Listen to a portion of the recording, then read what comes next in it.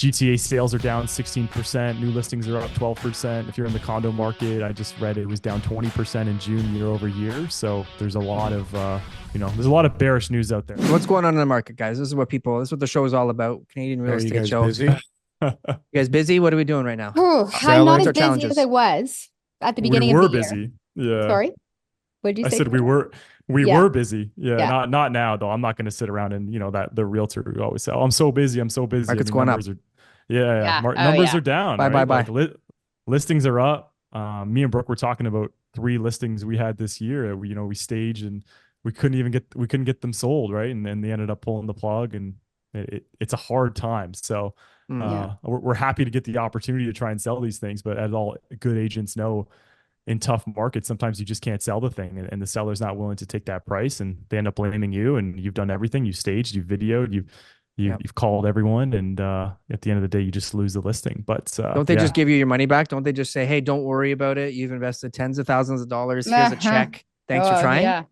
No, it doesn't happen like that. So funny. It doesn't work like that, as you know. people, I guess, underestimate the risks that are in real estate, right? And because it becomes a challenge, because now you're going to that next appointment, and now you're like, oh my gosh, is this going to be another one of those Joes? Because Joe, I mean, he told me all the same thing this person's telling me, but in the end, Joe was like, you know what, I don't really need to move anymore. I decided that maybe it wasn't a good time. Thanks for your, support, right? So it becomes a challenge in these markets, right? When you're on the listing side.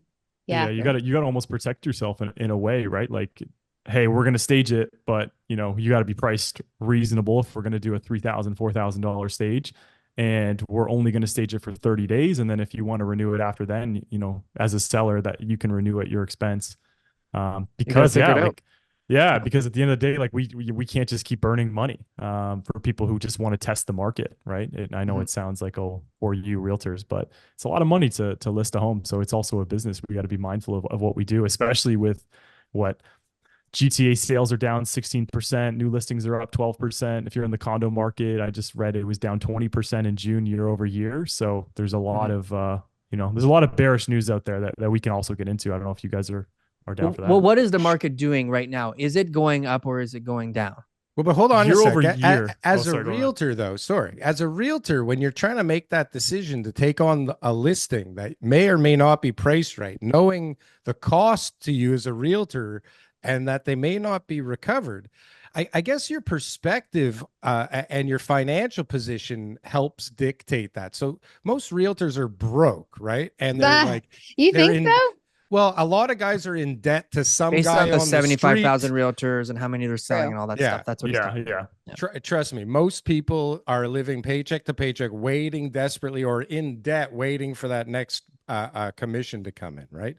So when you, how do you make those decisions, especially from like you guys are obviously younger than me, obviously younger than TK. So, people have to have, no, but really your face, that was so good. To make the right decisions, right? Because sometimes you have to burn some money in business and take a listing, even though it may not go the way you want. But if you don't, you don't know what's going to come. Maybe you're going to sell it for more than you thought, and it's going to go really well. But so with all these horrible agents living paycheck to paycheck, and obviously a bunch of young people that have never gone through this before, how much is enough to kind of hold out through this period? And can people do that right now? Yeah, that's a good question. I kind of look at Brooke and I kind of say to if we have a house, I'll kind of give them the 3 prices, right? The high end, what I think it'll sell for, and what we could go low at and maybe get multiples at. Usually people go for the high end, which, it's human nature. Why not try a little bit more? But it's more of just saying, hey, in 10 days, if we're not sold, if we don't have an offer, if showings fall off, are you willing to drop this price?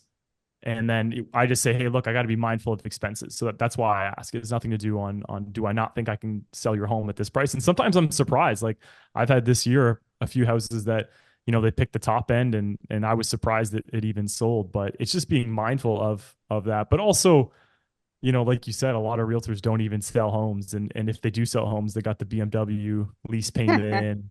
And, their negative cash flow, or, they're just talking out of their ass. Sorry if I swear, and you can't swear on the show, but it's only you and Darryl can swear. Yeah. Brooke and I can't. We're not allowed to. it's just being mindful of those costs, right? Like I know me and Brooke can handle those costs because we're mindful of our money and we talk about money all the time. But and also it's just like if there is a seller out there and they want something unrealistic, I'm at the point right now where it's like I don't even want to take it on because I'm going to lose money. So I know that's I think the point that I was trying to get at is right. Like you kind of there's a moment where you walk into that appointment and you're just like, this reminds me of the last guy. And, he's going to tell me all these sweet words. Yep. And then in the end, I'm going to walk away where I'm going to lose money. And yeah, the sellers, I mean, they don't feel bad for us. The public doesn't feel bad for us. Nobody feels bad for realtors when they do that. And so it's about us as individuals in order to be able to manage our own business and to be able to decide on what business we want to take or not. But there's always going to be risks at the end of the day. Right. 100%. Like if it's just analyzing the property, right? If there's 6 months of inventory on condos and Liberty Village as an example, and you have a tenanted property in the last sale, you want 50K more than that. And it's the exact same square footage, no finishes difference. Yeah. I'm probably not going to take it. I'm probably going to say, you know what, if that's your bottom line, it's not worth it to me to invest the time and effort into it. No offense. I can, I wish you all the best, but yeah, it's not even trying to be greedy or anything like that. It's just, the numbers don't lie.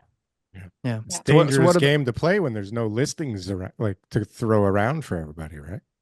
Well, there's listings. There's the buyers of the issues, right? Yeah. So buyers, sorry. Like, comment, and subscribe if you got anything from one of these clips. And if you want to see some more, press something on the screen here. Boom. That was good. That was good. I like that. That was good.